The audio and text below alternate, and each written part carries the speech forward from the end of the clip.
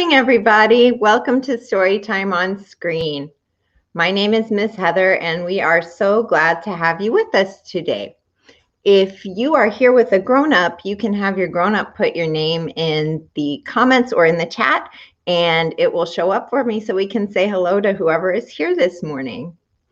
Let's go ahead and start with our good morning song. Good morning to you. Good morning to you. Good morning, my friends. Good morning to you. I have a friend here with me today, too. Do you all know who this is? It's Mercedes. She's very glad that you're here with us today this morning, too. Mercedes, how are you doing? I'm doing well, thank you. I really enjoyed the snow this morning. I really enjoyed the snow this morning too. What do you like about the snow, Mercedes? I love to look at animal tracks. Oh, animal tracks. That's right. You can see animal tracks really well in the snow. What kind of animal tracks did you see this morning? I saw kitty cat. Yeah, kitty cat tracks. We get a lot of those around here. What else? I saw that somebody took their dog for a walk. Yeah, dog footprints. Those are cool to see too. How about any wild animals? Did you see any wild animals? Some fox footprints and some deer. So you saw some deer hoofs and some fox footprints. That's really cool. I think today maybe we can read a book about a fox, and we might have a film clip about animal tracks. How would you like that? Sounds good, huh? I think we should try a song with our friends to warm up our bodies this morning before we do our reading. So let's go ahead and practice some of our moves first, and then we'll do them all together in the song. Can everybody clap their hands? Can everybody pat their head? Can everyone touch their nose? How about rub your tummy and touch your shoulders? How about wiggle your ears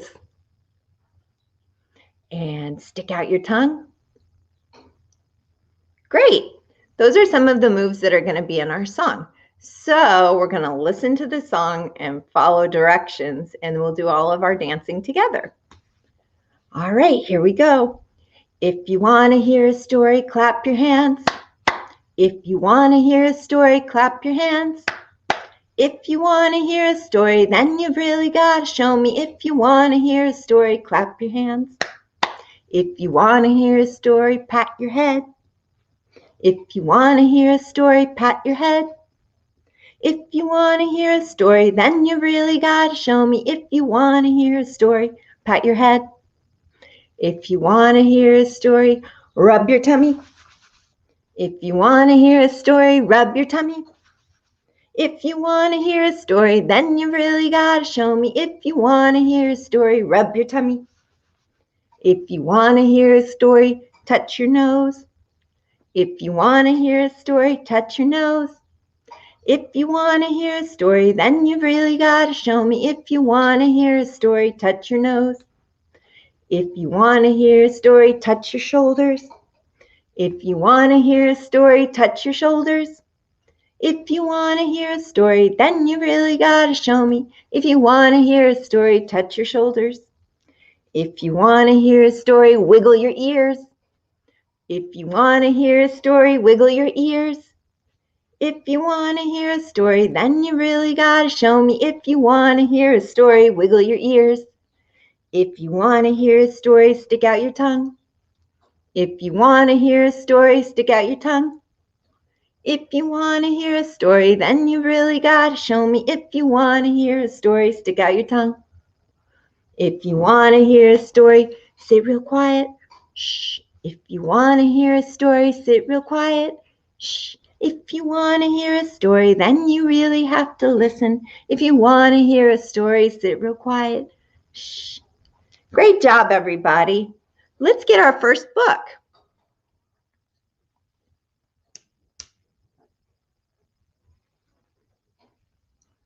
Our first book today is by Nyla Magruder, and she did the pictures and she did the words.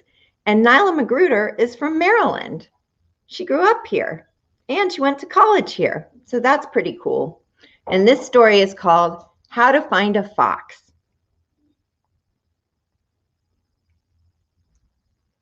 How to Find a Fox, and this one is brought to us by Fievel and Friends. Thank you very much to them for letting us use the book today. How to find a fox. Find a foxhole. Any foxhole will do. The best foxes are at home when you visit. There's no fox in that foxhole. Take out your fox bait. Place it somewhere easy to spot. What did she use for the fox bait? It looks like she put a big turkey leg out. Hide, then wait very quietly. Wait a little longer. Maybe you should try a different approach. Tread slowly over the ground. Foxes have keen hearing. That means they hear really well. You don't want to startle them. Be sure to look for fox tracks. They're like dog tracks, but sneakier. Take a picture of a family of raccoons. They have bushy tails, kind of like foxes. Put out more bait. Wait longer this time. Oh no, you waited too long. Lying around won't bring foxes to you. Keep looking. Stalk through the grass. Make fox calls. Search by the stream. Make more fox calls. Roll down a hill. It won't help you find a fox, but it's fun. Maybe you need a change of perspective. Climb a tree. Slowly, carefully. There he is.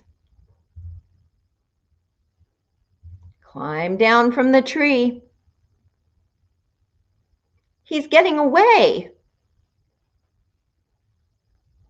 Run, run. You've got to be quick. Don't lose him. You lost him. Kick a rock. No, wait, not that one. Kick a smaller rock. Lie down on your back because it's hopeless. Perhaps this was the wrong day to find foxes. Maybe you should just give up. You want to go home, but you're too tired. What do you do now? Take deep breaths. Close your eyes.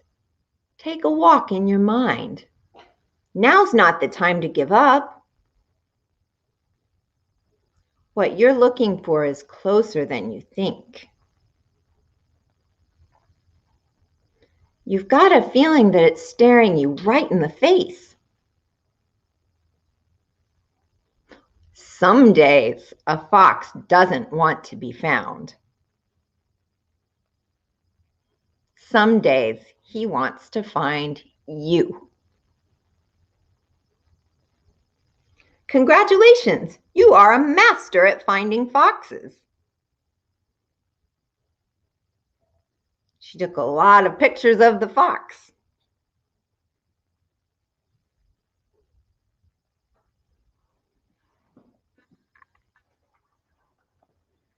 Well, Mercedes, what did you think of that book?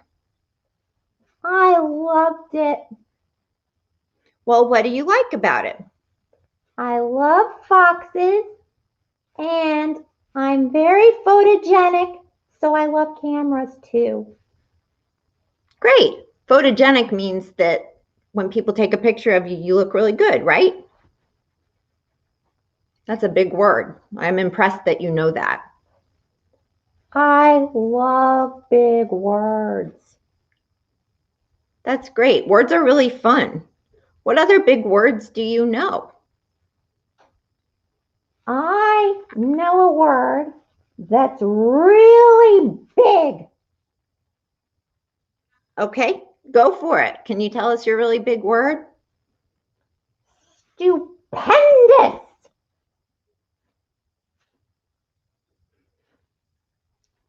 You seem really excited about that word, Mercedes, and it is really, really big. What do you like about that word? It means really great. Like, mwah. That's a pretty cool word, Mercedes. I'm really impressed. Did you want to do some singing today? Okay, what song did you want to sing? How about a song about the weather? A song about the weather. Okay, great. Go ahead. It's snowing, the old man is glowing. He bumped his head and went to bed and ate a big old cheeseburger. Mercedes, that's a little different than the words I know to that song. Well, it's okay. I just know different words. It's about rain, which is what's happening outside now. Our snow went away. Now it's just raining. Do you know the song with the words about raining? I think you do. It's raining, it's pouring. Oh, yeah.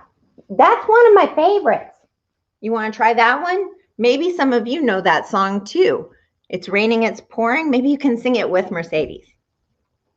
It's raining, it's pouring. The old man is snoring. He bumped his head and went to bed and ate a big old cheeseburger. Mercedes, cheeseburger doesn't rhyme with pouring or snoring. I think it's different words at the end. He bumped his head and went to bed and didn't wake up until morning. That's okay. It was fun the way you did it too. Well, Mercedes, do you think maybe we should read another book about animals today? All right, let's give it a go.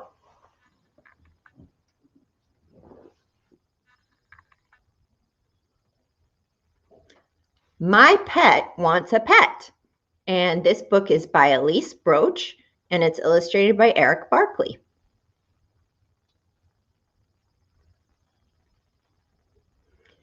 My Pet Wants a Pet, and this is brought to us by Henry Holt & Company.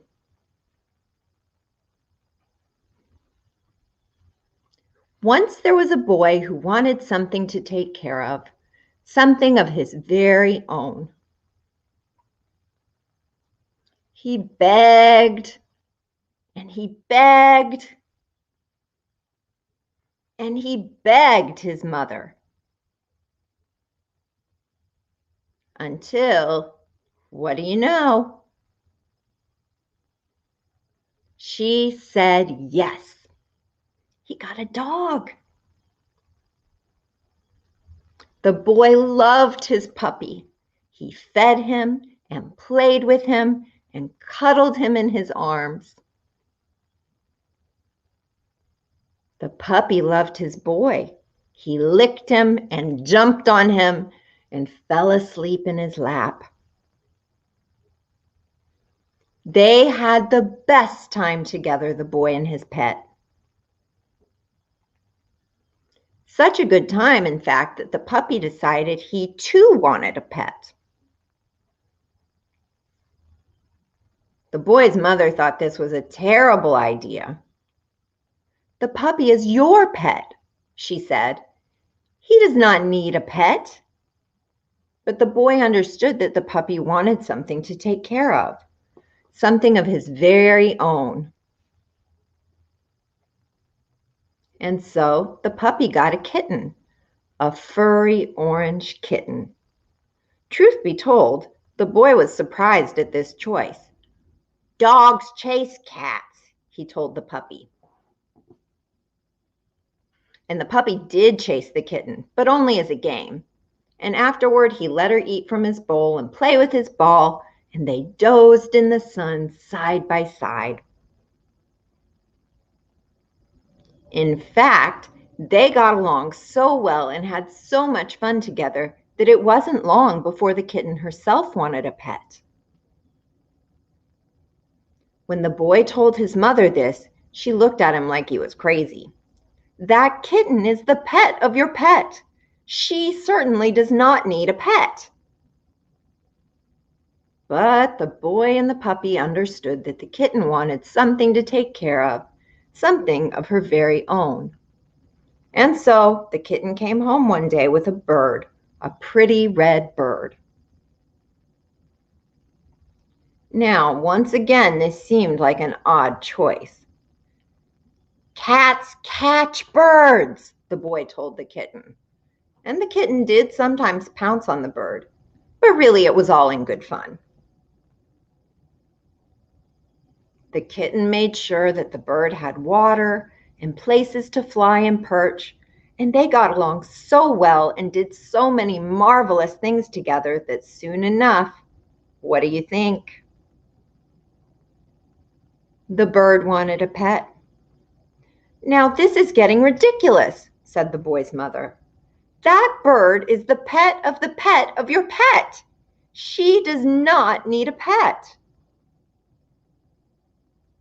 But the boy knew that she did. She really did. So the bird brought home a worm, a little green worm. The boy started to explain that birds eat worms, but then he decided to leave well enough alone. And the bird took such good care of that worm and was so gentle when she carried him and so quick to protect him that before long, guess what? The worm wanted a pet. "What?" cried the boy's mother. "That worm is the pet of the pet of the pet of your pet. He does not need a pet." But the boy knew that even a worm might need something to take care of, something of his very own. And so the worm found a flea. It was a tiny brown flea, and it hopped all over the house. Why, the worm had trouble keeping up with it. But he followed the flea and looked after it, and soon they were the best of friends. Such good friends, in fact, that in no time at all, can you imagine what happened next? That's right. The flea wanted a pet. "Absolutely not," said the boy's mother. "That flea is the pet of the pet of the pet of the pet of your pet. No more pets." But that didn't stop the flea, because of course he wanted something to take care of, something of his very own. So the flea decided the puppy would be his pet. Oh, life was wonderful. The boy and the puppy and the kitten and the bird and the worm and the flea were as happy as could be because they all had pets. But there was someone, a special and important someone, who wasn't happy. She wasn't happy at all. Now the boy and the puppy and the kitten and the bird and the worm and the flea were a little bit worried. None of them wanted to give up their pets. What were they going to do? The boy thought about this for a long time, and then he had an idea. His mother needed something to take care of, something of her very own. Because whenever you take care of something, that something takes care of you.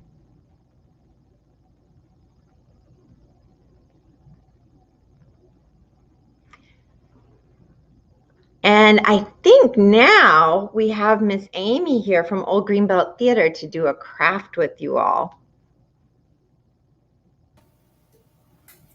Hi, everyone. How are you? Thanks, Heather and Mercedes, for those great stories. Do any of your pets have their own pet? Wow, that was quite a story. We're going to be going back to the very first story and making a fox today. And this fox is made up of a lot of a certain type of shape, a shape with 3 sides.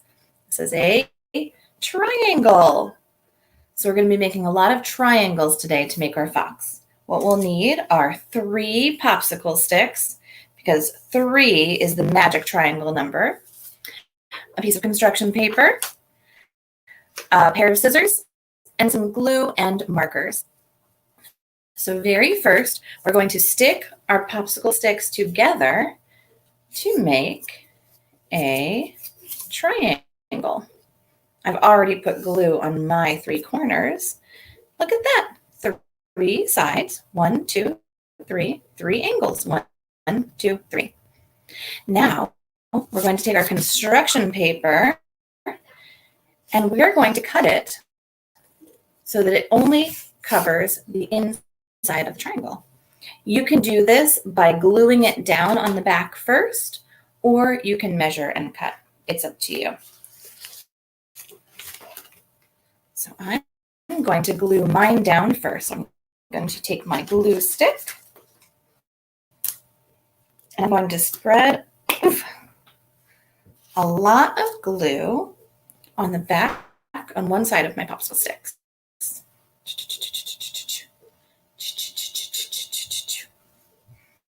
Now I'm going to take my construction paper and stick it on the back and press it really hard. Look, now it's stuck on the back. Now it'll be really, really easy for me to cut out my triangle. So I'll take my scissors and snip, snip, snip, snip, snip. Snip, snip, snip, snip, snip. And snip, snip, snip, snip, snip.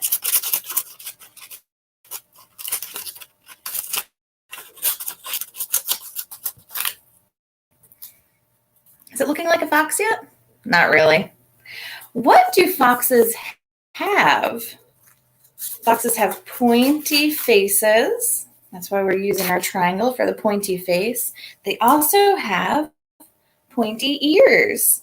So I'm going to make 2 big triangle ears to put at the top of my fox head to make it look a little more foxy. So I have my little triangles. I'm going to put a little bit of glue on them. I'm going to glue them to the back of my triangle to make my little foxy ears.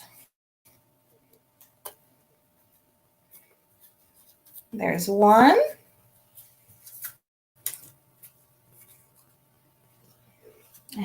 And there is 2. All right. Now my fox needs eyes.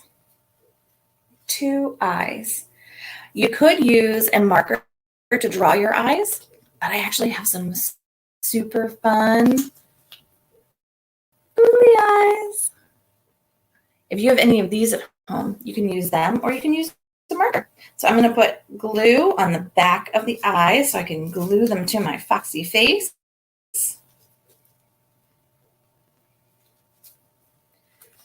And then the very last thing I need to do is add a nose. That's right. And I'm going to make a nose just by using a black marker. And I'm going to make a circle down at the very, very bottom part of my triangle. So now my fox has 2 ears, 2 eyes, 1 nose, all on his triangle face. I hope you're able to make this craft with your adults today. And if you want it, you can color in the popsicle sticks orange to make it look a little more foxy. There are some links in the chat that can get you to a nature cat video and a fun printable worksheet all about animal tracks. And if it's still a little bit snowy out where you are, you could even go into your yard or an outdoor area and see if you can find any animal tracks in the snow. Thank you so much to Heather and Mercedes for reading us their stories, and to the Prince George's County Memorial Library System for continuing to bring us story time on screen. I hope you guys have a great day. We're so glad you could join us today, and hopefully see you back in just a couple of weeks when we're back with another story time on screen. We'll say goodbye for now. Enjoy those films. Bye. Good news. Children under 5 who live in Prince George's County are eligible to receive a book in the mail every month, courtesy of the Prince George's County Memorial Library System and the Dolly Parton Imagination Library. Sign your child up today at the web address below.